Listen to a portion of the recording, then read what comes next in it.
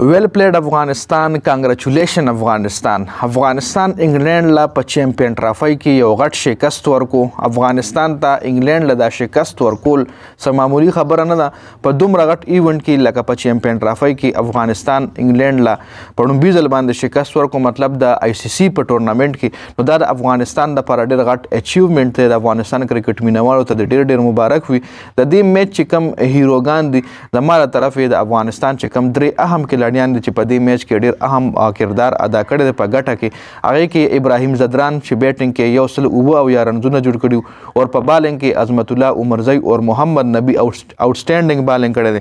کله چې هم افغانستان ته د وکټ ضرورت په دغه میچ کې، نو عظمت الله عمرزی او محمد نبی افغانستان ته بریک تھرو ورکړی دی جی. نو دې درې واړو کلاډیانو، ټولو کلاډیانو، 11 واړو کلاډیانو خپل ځان لړاو کړی دی، میچ یې ګټلی دی.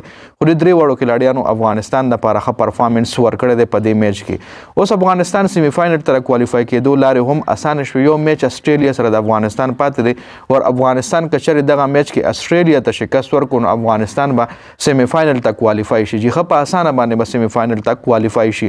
مطلب بیا سره رن ریټ اړو ایشو شته دی پکې نه، صرف استرالیا ته شکست ورکول دی، رن ریټ ایشو پکې نشته دی. نو بیا به افغانستان او ورسره بل ټیم چې کوم دی یا به ساوث افریقا وي او یا به استرالیا وي چې دی به سیمی فاینل ته کوالیفای کیږي جی. نو افغانستان ویل پلیډ.